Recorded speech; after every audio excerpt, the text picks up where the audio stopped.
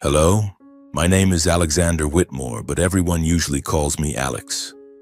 I'm 39 years old, and if you ask me what I do, I'd probably give a wry smile and say I'm trying to survive the storms my own family has stirred up. The story I'm about to tell isn't a fairy tale, nor is it a Hollywood movie with a guaranteed happy ending. It's my life, a messy tangle of love, betrayal, and wounds that never heal. Sit down because I'm about to take you into my world where supermarkets aren't just places to shop, but battlegrounds of families, ambitions, and broken hearts. I grew up in a lavish mansion in Greenwich, Connecticut, where even the air seemed to carry the scent of money. The Whitmore family, my family, was a symbol of wealth and power. My father, Charles Whitmore, was the chairman and CEO of Whitmore Retail Group, a high-end supermarket empire spanning across America. If you've ever stepped into a Whitmore store, you'd see shelves gleaming under soft lighting, stocked with bottles of Bordeaux wine, boxes of cheese from Provence, and organic strawberries flown in from South America. Everything was perfect, from the way the light hit the artisanal jam jars to the meticulously trained smiles of the staff. That was my father's world, a world where everything had to be exquisite. I was the eldest son, destined to inherit this empire. From a young age, I was taught that the Whitmore name wasn't just a name, it was a legacy. My father would sit at the head of the dining table in our opulent dining room lined with oil paintings, and recount how my grandfather built the company from a single store in Manhattan. "Alex," he'd say, his voice low and sharp as a blade, "you are the future of Whitmore retail. Don't let me down." I'd nod, though deep down I didn't understand why a 10-year-old boy needed to carry the weight of an entire family's legacy. Our household wasn't just a family, it was more like a dynasty. My mother, Monica, always appeared in silk dresses and pearl necklaces, but her eyes often seemed distant, as if she were living in a place she didn't want to be part of. My younger brother, Nathaniel, 4 years my junior, was a carbon copy of my father, always knowing how to please him, always knowing when to flash the right smile. And me? I was the one who asked questions, the one who felt suffocated at dinner parties where guests only talked about stocks, real estate, and European vacations. But my life truly changed when I met Elena. She was a light in my dark world, and also the spark that ignited every tragedy that followed. I met Elena Lancaster during my sophomore year at Stanford University. It was a crisp autumn afternoon with golden leaves falling across the campus paths. I was sitting in the library buried in an economics textbook when she walked in, bringing with her a fresh breeze and the scent of freshly brewed coffee. Elena was unlike any girl I'd ever met. She wore a simple sweater, her hair tied up in a high ponytail, and her brown eyes sparkled as if they held an untold story. She sat down at the table across from me, placed a stack of books on the table, and accidentally dropped a pen. I picked it up, handed it back to her, and when our hands touched, I felt a jolt of electricity run through me. "Thank you," she said, flashing a smile that made me forget where I was. "I'm Elena Lancaster." "Alex Whitmore," I replied, trying to keep my voice steady despite my heart pounding like a drum. We started talking, and I quickly realized Elena wasn't the type to show off. She was intelligent, sharp, but had a sincerity that made me feel I could shed the armor I'd worn for years. She talked about her family, about her father, Robert Lancaster, the founder of Lancaster Market, a chain of budget supermarkets serving working-class people and low-income communities. "My dad always says," Elena laughed, "everyone deserves to eat well, not just the wealthy." I chuckled, but a twinge of unease stirred within me. Lancaster Market. That name was no stranger to me. It was the sworn enemy of Whitmore Retail Group. The Lancasters and the Whitmores were like two sides of the same coin, coexisting in the retail industry but as different as night and day. Whitmore Retail Group prided itself on being the brand of the elite, where customers would pay hundreds of dollars for a bottle of Italian olive oil simply because it came in a handcrafted glass bottle. My father often referred to Lancaster Market as those cheap supermarkets with a tone of disdain. "They sell to people who don't know quality," he'd said during a shareholders' meeting when I was 16 and allowed to sit in. "They tarnish the retail industry." But Lancaster Market saw things differently.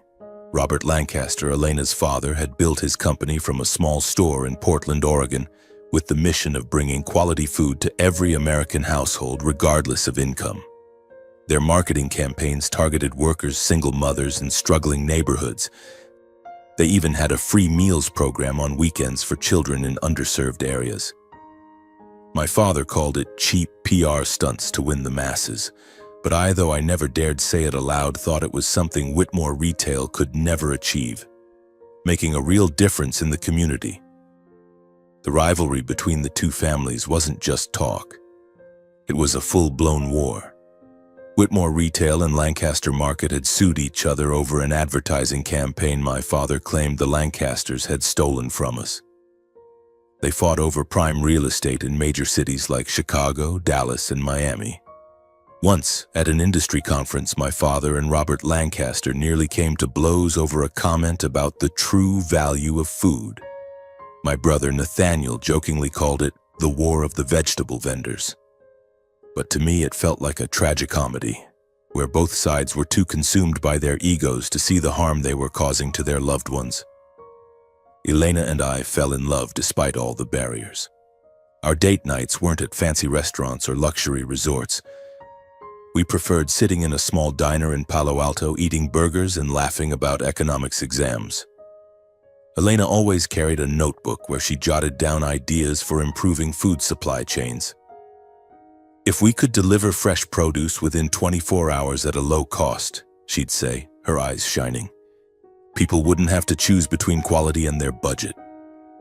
I loved her passion, the way she saw the world not through the lens of wealth but through simple values. But I knew our love was a ticking time bomb. My father would never accept Elena, not just because she was Robert Lancaster's daughter, but because she represented everything he despised.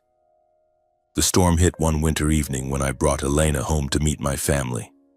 I'd braced myself, but I didn't expect things to go as badly as they did. The Whitmore mansion was aglow with lights, the dining table set like a royal banquet. My mother smiled stiffly. Nathaniel sat with his arms crossed and a scowl, and my father, he looked at Elena as if she were an intruder. "Mom, Dad, this is Elena Lancaster," I introduced, trying to keep my voice calm. "She's studying with me at Stanford." Silence. A heavy silence so thick I could hear the ticking of the wall clock. Then my father spoke, his voice cold as ice. "Lancaster?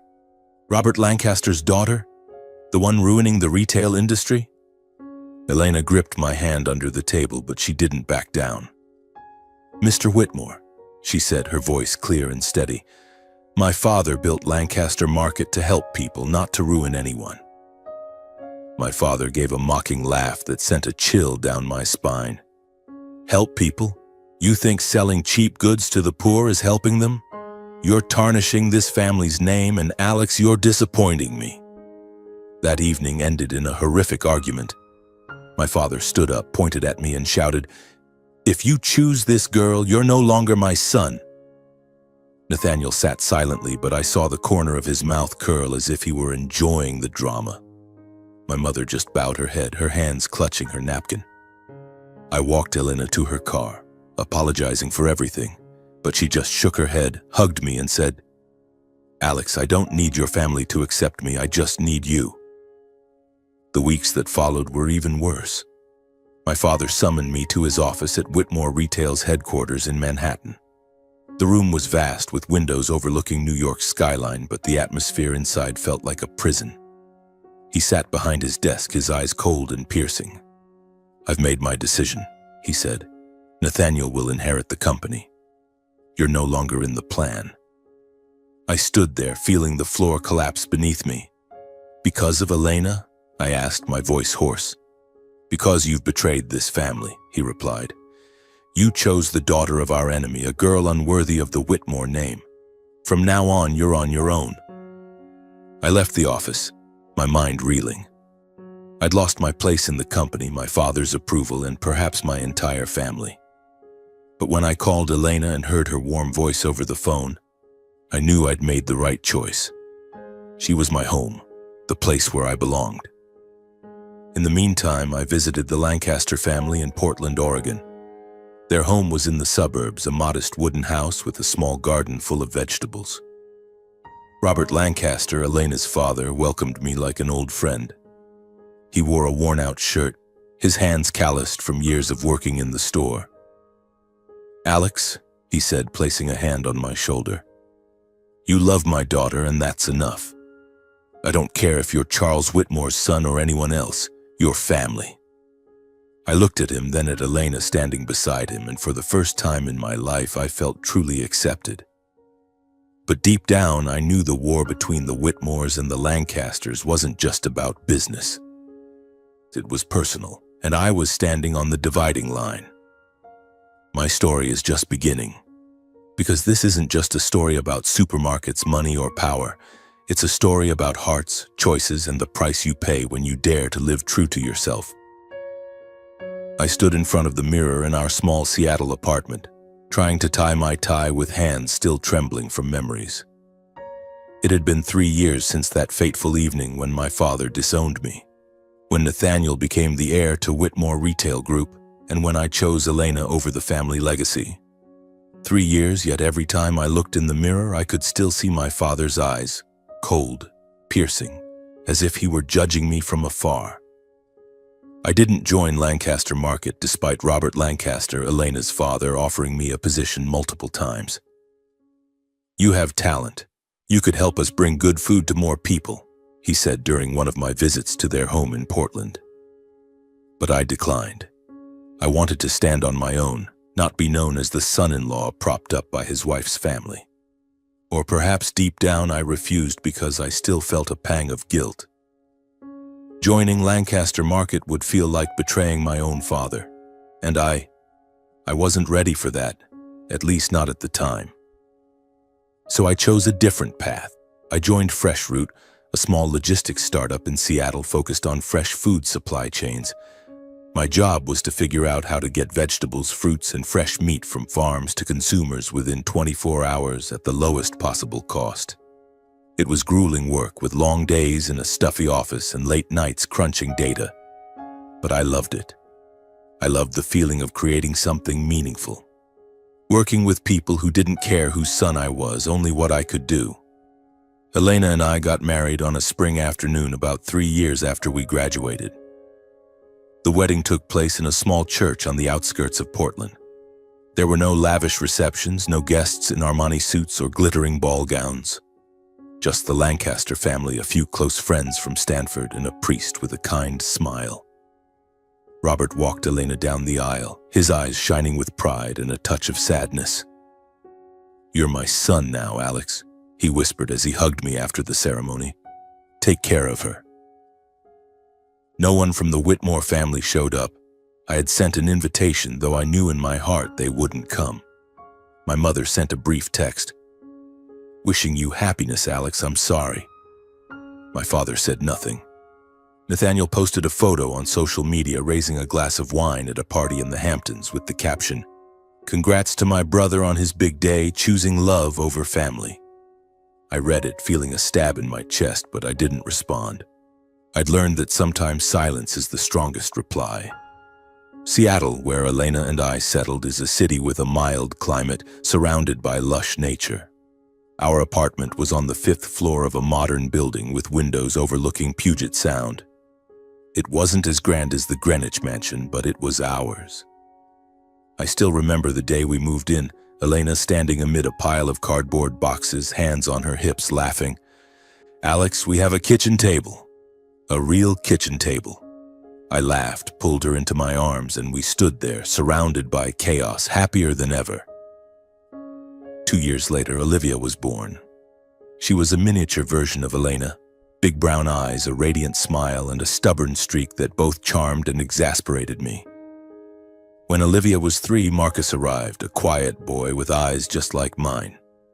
Watching our 2 children play on the living room floor, I felt like I'd found the true meaning of life.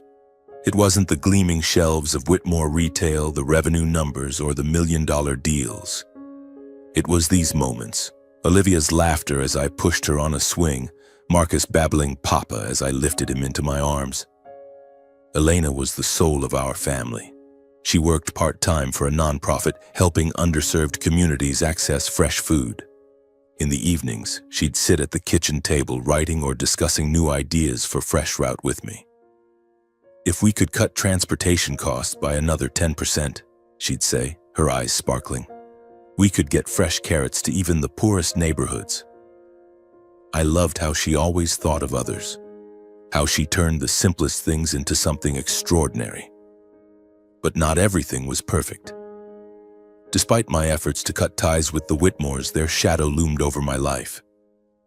My mother called occasionally, her voice laced with guilt but never daring to go too far.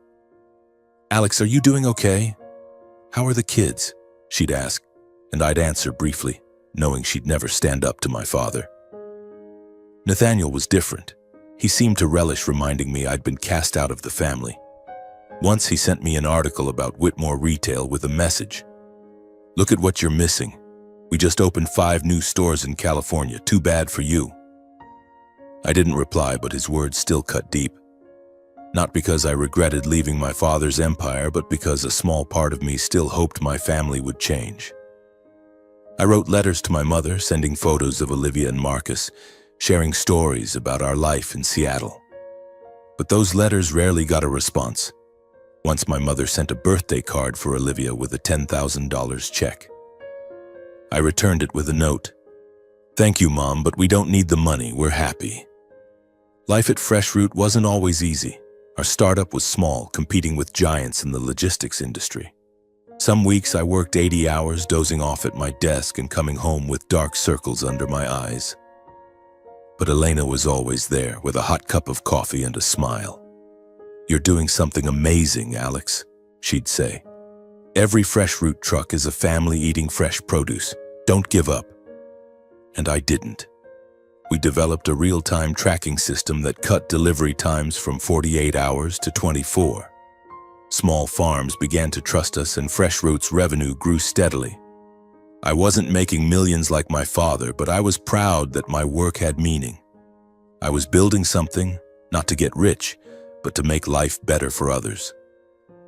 One Sunday afternoon, Elena and I took Olivia and Marcus for a picnic at a park near our home. Olivia, now 5, ran around the grass chasing a butterfly. Marcus sat on my shoulders, giggling as I pretended to be a horse. Elena lay on the picnic blanket reading a book, but occasionally looking up at us with a gentle smile. "You know," she said, "sometimes I think we've found paradise." I sat down beside her, pulling her into my arms. "My paradise is you," I said, and she laughed, playfully punching my shoulder. "So cheesy, Whitmore." It was a perfect moment, one of those you want to frame and keep forever. But I didn't know that just a few hours later, everything would shatter like a bursting bubble. That was the last picnic, where I could still hold Elena's hand, where I could watch Olivia and Marcus run across the grass. We left the park as the sun set, its golden glow stretching across the lake. Olivia dozed off in the back seat, clutching her butterfly kite tightly. Marcus was half asleep, his head resting on his sister's shoulder. Elena sat beside me, softly humming a lullaby her mother used to sing. I drove, my heart light, feeling like everything in the world was right. The road back to Seattle was a 2-lane highway, winding through fields and forests. I kept a steady speed, the radio playing soothing jazz. Elena reached over, her fingers intertwining tightly with mine. "Today was fun, wasn't it?" she said, her voice soft. "We should do this more often." I nodded, smiling. "More often. Maybe next week we—" My words were cut off by a blinding light ahead. A massive container truck, like a monstrous beast, veered across the center line, heading straight for us. I only heard Elena's scream, "Alex, be careful!" before everything plunged into darkness. I woke up in a stark white room, the sharp smell of antiseptic filling the air. My head throbbed, my left arm was numb, and a strange emptiness gripped my chest. A nurse stood by my bed checking a chart. "You're awake," she said, her voice gentle but cautious. "You have a broken arm and some minor injuries. You're very lucky." Lucky? The word rang like a cruel joke. I tried to sit up, but a wave of pain made me groan. My wife? My kids? Where are they? I asked, my voice hoarse, as if my throat were filled with sand. The nurse looked at me, her eyes darting away. "I'll get the doctor," she said, hurrying out. A chill ran down my spine. I knew something was wrong, but I didn't want to believe it. I couldn't.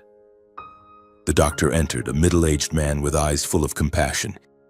He sat beside my bed, his voice low. "Mr. Whitmore, I'm so sorry. The accident, it was severe. Your wife and 2 children, they didn't make it." The world around me collapsed. I heard his words, but they weren't real. They couldn't be. Elena, the girl with a smile brighter than the sun, couldn't be gone. Olivia, my little girl with curly hair and a laugh that echoed, couldn't have vanished. Marcus, my tiny son who called Papa every time I walked into the room, couldn't be gone. "No," I whispered, shaking my head.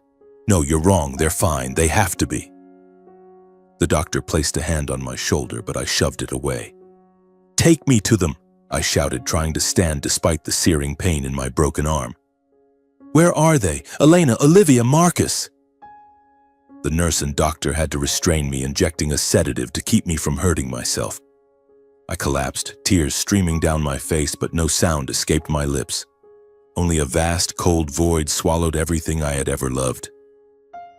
The days that followed passed like a nightmare. I lay in the hospital, staring at the ceiling, trying to piece together what had happened. The truck driver had fallen asleep, the police told me. He lost control, crashing head-on into our car. He survived with only a few scratches, but my family, they didn't stand a chance. I didn't know what to feel about the driver, anger, hatred, or just emptiness. I no longer had the strength to feel anything. Elena's parents flew from Portland as soon as they heard. They sat by my bedside, silently holding my hand. Margaret, Elena's mother, wept, her frail shoulders trembling. "Alex, you're our son," she said, her voice choked with sobs. "We lost Elena and the kids, but we won't lose you." Robert didn't say much, but his eyes were filled with pain. He sat there, looking a decade older, as if the accident had taken not only his daughter and grandchildren, but a piece of his soul. "What do you need, Alex?" he asked. "Anything, just tell me." I didn't answer. I didn't know what I needed except to turn back time, to hold Elena again, to hear Olivia's laugh and Marcus's voice. But time never grants such wishes. The Whitmores, my own family, were a different story. I called my mother, leaving a trembling voicemail about the accident. I hoped even just a little that they'd come, that they'd set aside their pride to be with me in this moment. But no one came. My mother called back, her voice heavy with guilt. "Alex, I wanted to come, but your father, he wouldn't allow it. He said I shouldn't interfere with the life you chose." I gripped the phone, feeling my chest constrict. "Mom, my wife and your 2 grandchildren are dead," I said, my voice barely a whisper. "Do you understand? They're dead." My mother sobbed over the phone, but she didn't come. My father, as always, said nothing. Later, I learned a painful truth. My father was busy hosting a birthday party for Nathaniel at the Greenwich mansion with expensive wine and high-profile guests. The funeral for my wife and 2 children was held at a small church in Portland where Elena grew up. I stood before 3 coffins, 2 so tiny they shattered my heart. Olivia still held her butterfly kite in her eternal sleep. Marcus, with his peaceful face, looked like he was having a sweet dream. And Elena, she looked like she was merely asleep, her brown hair gently framing her face, her lips closed as if she had something left to say to me. I sent a funeral notice to the Whitmores, despite Robert's advice against it. "They don't deserve it, Alex," he said, his voice thick with anger. But I sent it anyway, foolishly hoping they'd come, that my father would see the 3 graves and realize he was wrong. But no one came. Not a formal condolence, not a single message. I stood before the graves, clutching the crumpled eulogy as tightly as my broken heart. Robert stood beside me, his hand on my shoulder. "You're my son," he said, his voice firm despite his red-rimmed eyes. "You lost your wife, your children, but you haven't lost your family. We're here, Alex. We'll always be here." I nodded, but inside I knew I'd lost everything. Elena was my light. Olivia and Marcus were why I woke up each morning. Now I was left with only a void, and I didn't know how to fill it. The weeks after the funeral, I lived like a shadow. I returned to our Seattle apartment, where everything reminded me of them. Olivia's pink dress hung in the closet, Marcus's tiny shoes sat in the corner, and Elena's notebook, filled with ideas about fresh food, lay open on the kitchen table. I couldn't touch them, but I couldn't throw them away either. Each night I lay in bed staring at the ceiling, trying to recall Elena's voice, Olivia's laugh, or the way Marcus gripped my finger. But the harder I tried, the more they slipped away. Robert and Margaret visited often, bringing food and stories of Elena as a child. They tried to pull me from the abyss, but I knew they were hurting too.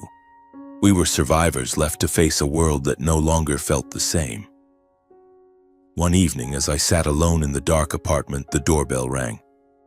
I opened it, expecting Robert, but it was my mother. She stood there in a long coat, her eyes red. "Alex," she said, her voice trembling. "I'm sorry I couldn't come to the funeral. Your father, he—" "Don't talk about him," I cut her off, my voice cold.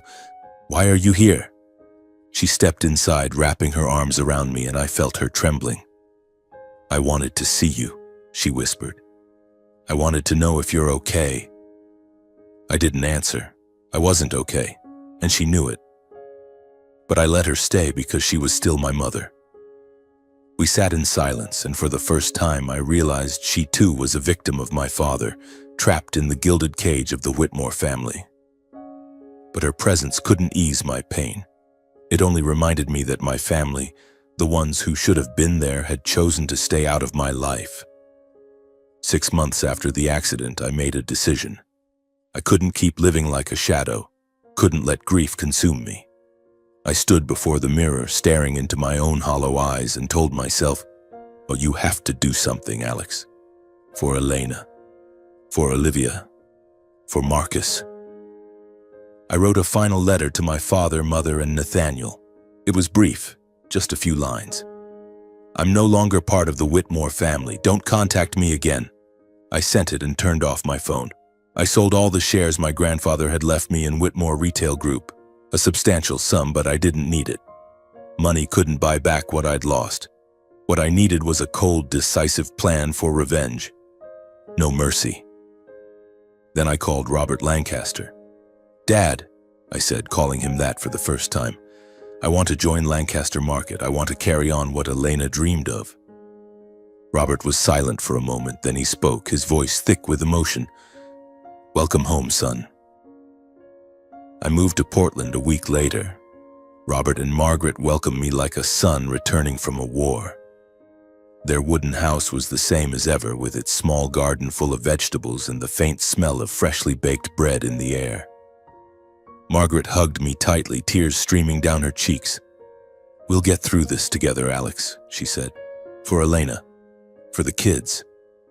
I nodded, but inside I knew I hadn't come here just to heal.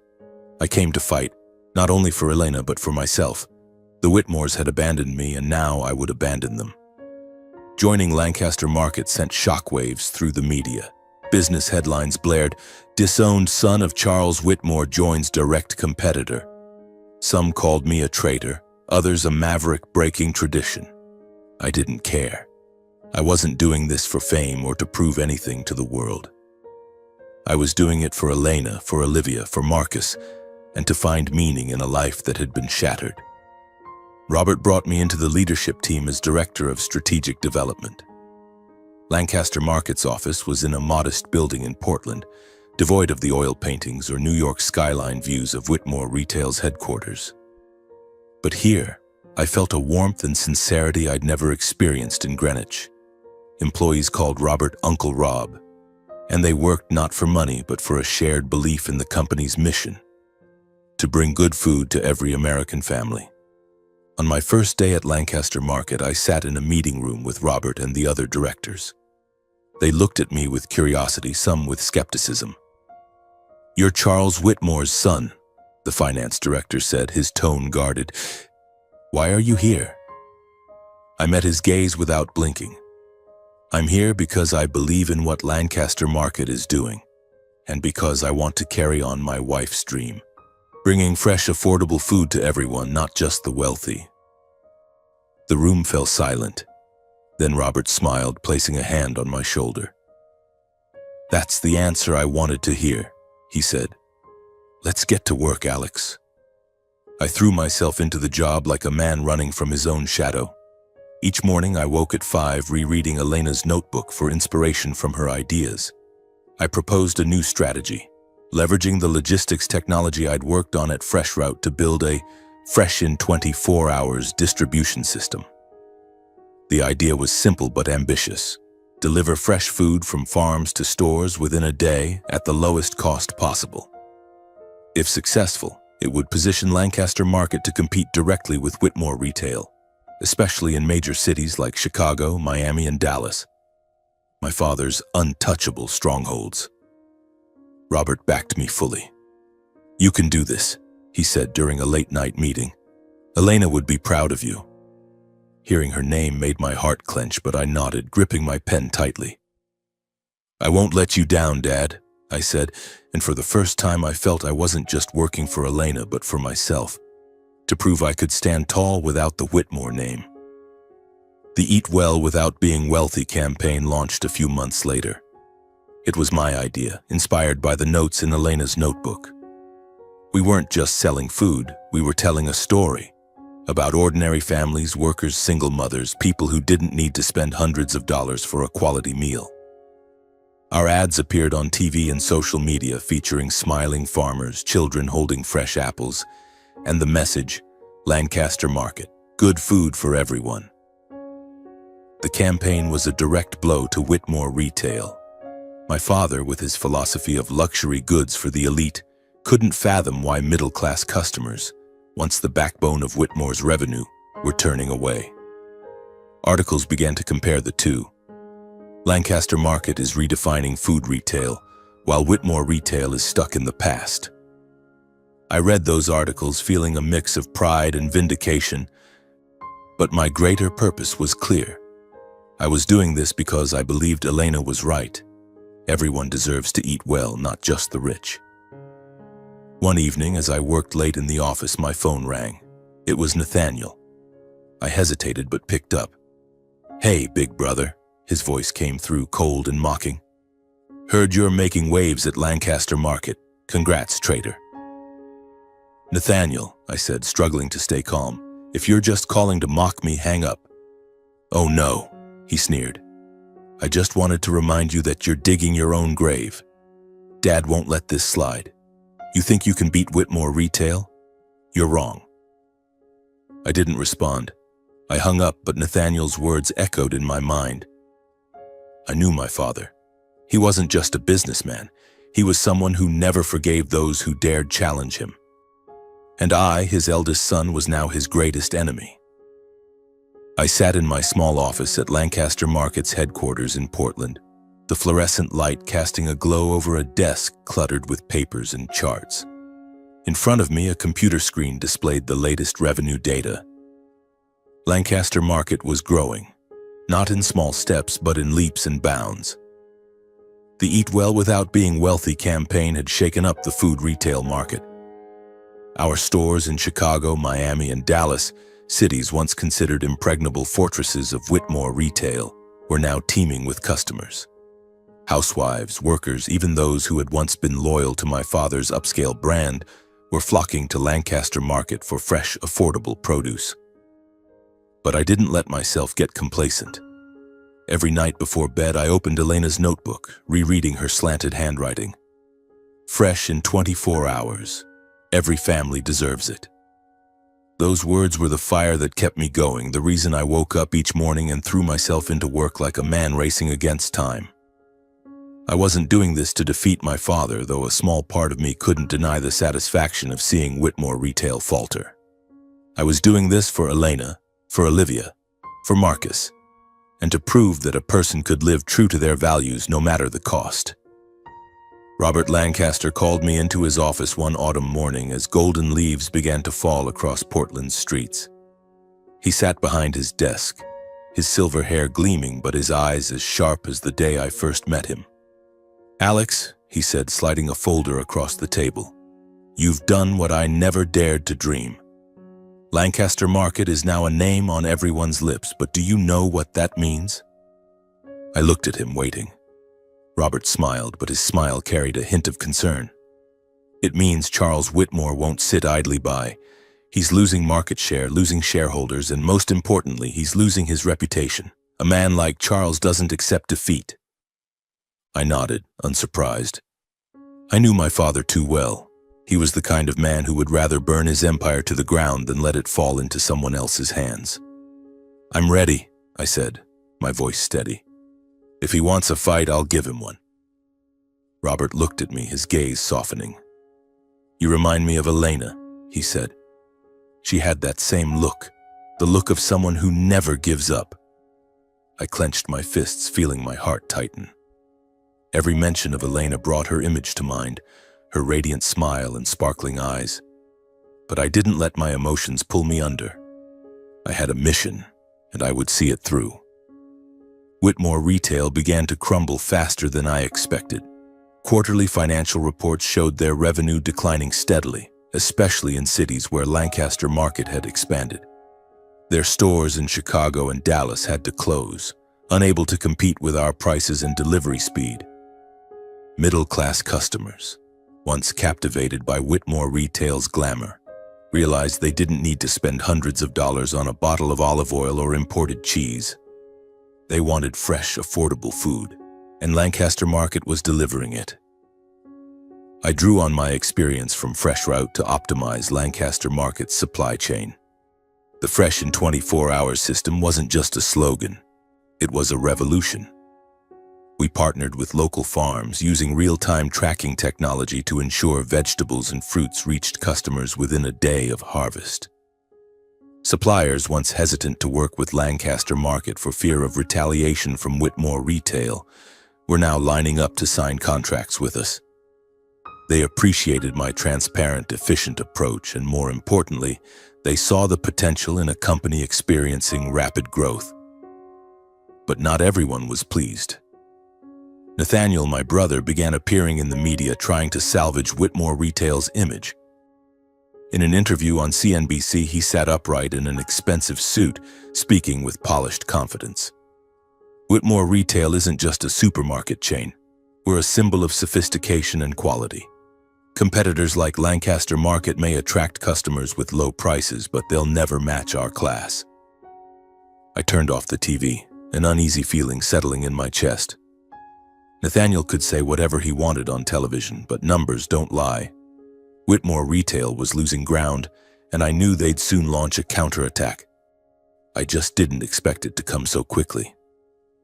One morning, as I reviewed revenue reports in my office, Robert walked in with a newspaper in hand. "You need to read this," he said, his voice tense. It was the Wall Street Journal with a bold headline, "Whitmore Retail accuses Lancaster Market of copyright infringement in advertising campaign." The article quoted my father, Charles Whitmore, alleging that our Eat Well Without Being Wealthy campaign had copied an old Whitmore Retail campaign. He announced plans to sue Lancaster Market, seeking millions in damages. I read the article, feeling my blood boil. This wasn't the first time my father had used lawsuits to crush competitors. He'd done it to Lancaster Market years ago when Elena was a child, and now he was repeating history. But this time, I wasn't the 16-year-old boy sitting in on his boardroom meetings. I was Alex, Lancaster Market's Director of Strategic Development, and I wouldn't let him win so easily. I immediately convened our legal team. "They have no evidence," I said, my voice firm. "Our campaign was built on Elena's ideas from her notebook. This is a dirty tactic, but we won't back down." The legal team agreed that Whitmore Retail's lawsuit lacked a strong foundation, but they warned that a legal battle could be lengthy and costly. "Charles Whitmore doesn't need to win," one lawyer said. "He just needs to distract us and damage our reputation." I nodded, but inside I knew this wasn't just a lawsuit. It was a declaration of war. My father was sending a message. He still controlled the game and I couldn't escape his shadow. But he was wrong. I was no longer Alex Whitmore, the obedient eldest son. I was Alex fighting for my wife's dream, and I wouldn't let him destroy it. The lawsuit dragged on for months, but it didn't deter us.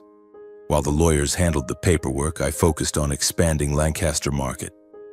We opened 10 new stores in major cities, from Atlanta to San Francisco.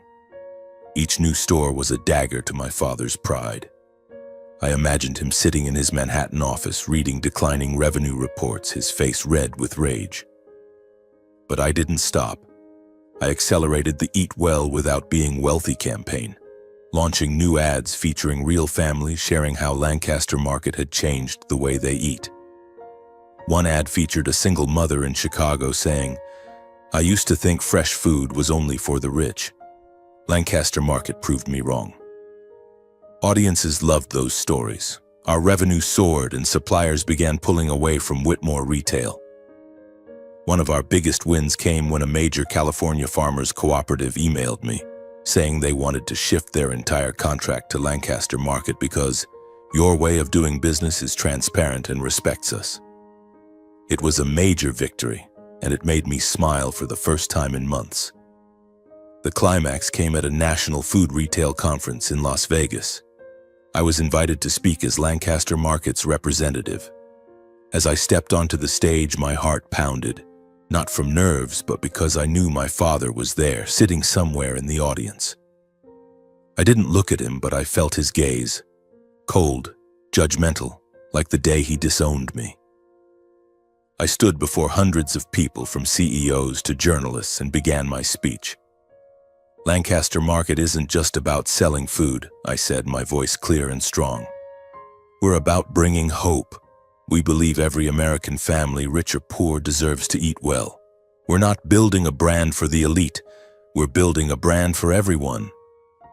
The crowd applauded, but I wasn't speaking to them. I was speaking to Elena, to Olivia, to Marcus. I was speaking to those who believed in me and to myself. When I finished, a Forbes reporter stood up and asked, "Mr. Whitmore, do you think Lancaster Market's success is a declaration of war against Whitmore Retail, your father's company?" I smiled, not a triumphant smile, but the smile of a man who had found his path. "I'm not declaring war on anyone," I said. "I'm just doing what my wife, Elena Lancaster, dreamed of, bringing good food to everyone. If that makes us a competitor to anyone, that's their problem, not mine." The crowd applauded again, louder this time. I stepped off the stage, feeling as though a weight had been lifted. As I passed through the rows of seats, I caught a glimpse of my father sitting in the back, his face hard as stone. He didn't clap. He didn't look at me, but I knew he'd heard every word. After the conference, articles began to appear. Alexander Whitmore, the game changer in food retail. They called me the Whitmore Rebel, the man who abandoned his family legacy to pursue a greater dream.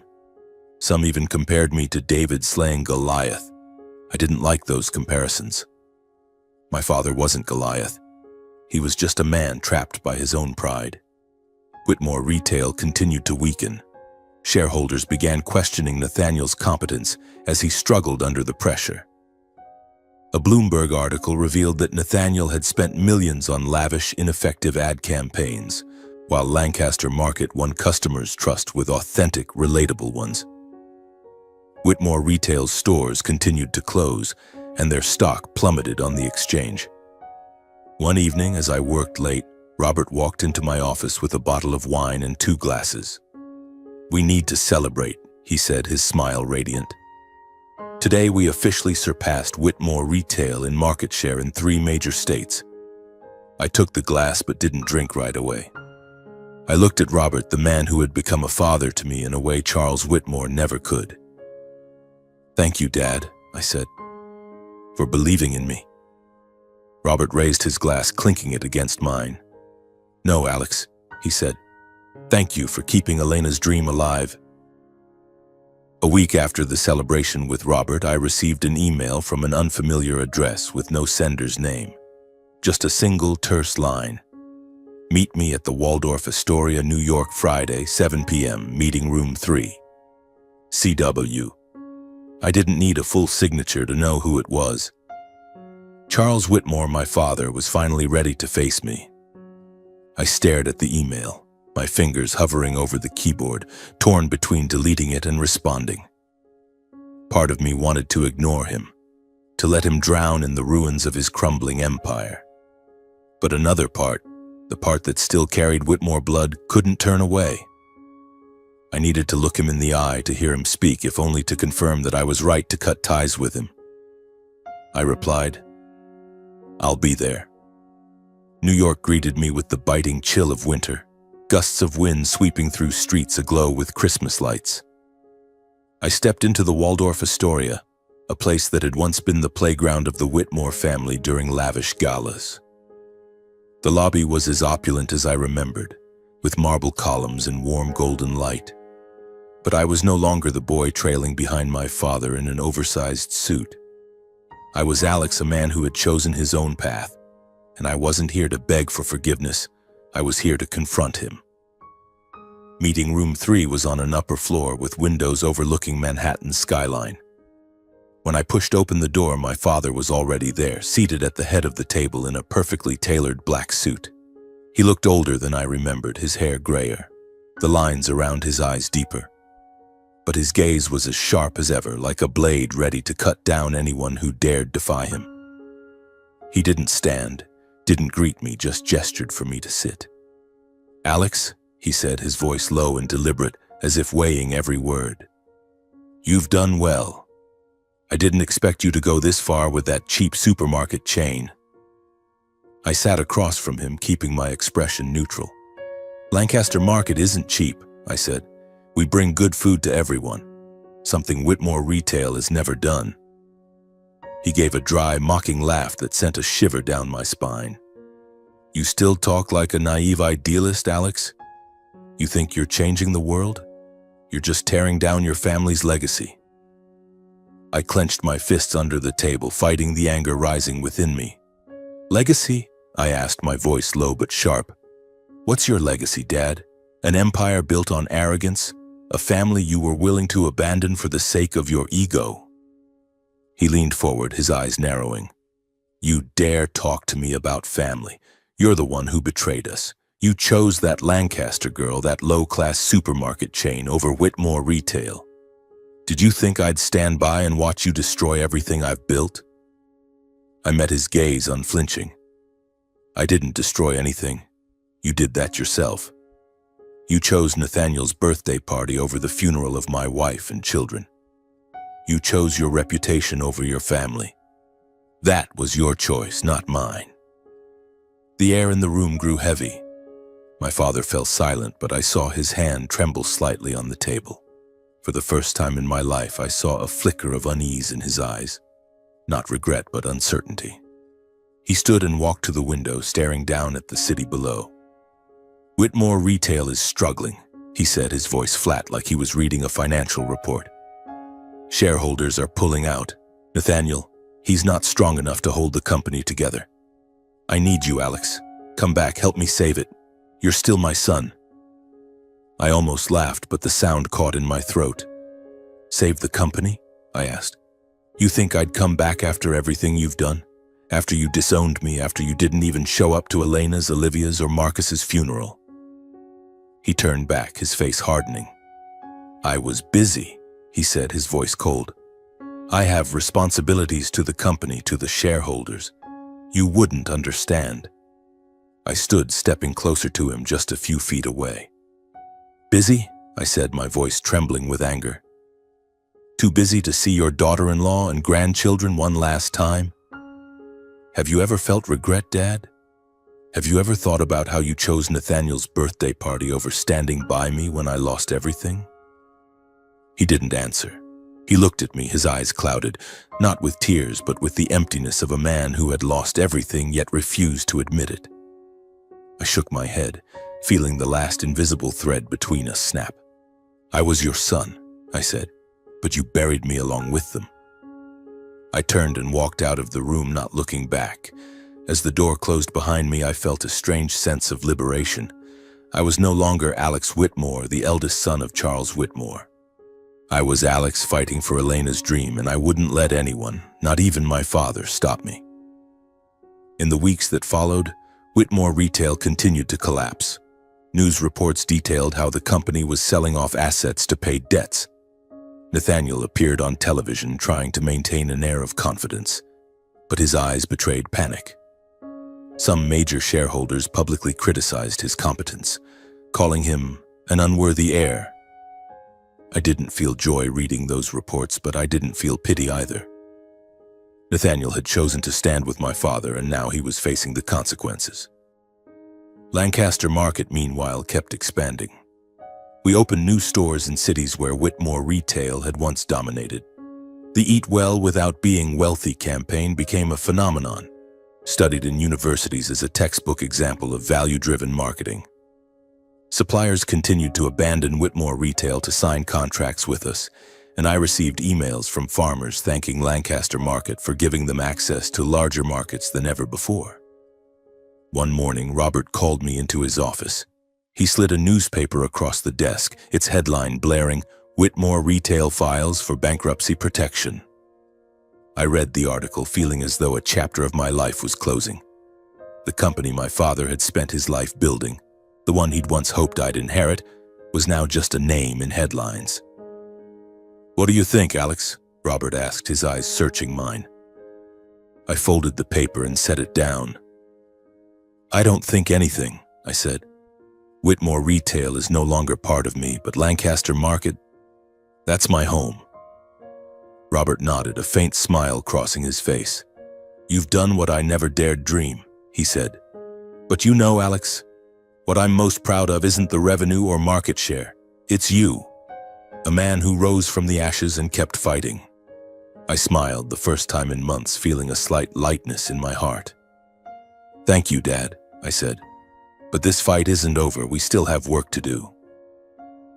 2 years later, Lancaster Market had become the dominant name in food retail. We held over 60% of the market share across the United States, a figure even Robert, with all his optimism, hadn't dared to dream of. Our stores sprouted everywhere, from struggling neighborhoods in Detroit to bustling suburbs in Los Angeles. The Eat Well Without Being Wealthy campaign was no longer just a slogan. It had become a movement, a reminder that good food shouldn't be a privilege for the wealthy. But no matter how sweet Lancaster Market's successes were, they couldn't fill the void in my heart. I still saw Elena in every corner of my life, in the smell of morning coffee, in Olivia's pink dress hanging in the closet, in Marcus's tiny shoes sitting alone in a corner.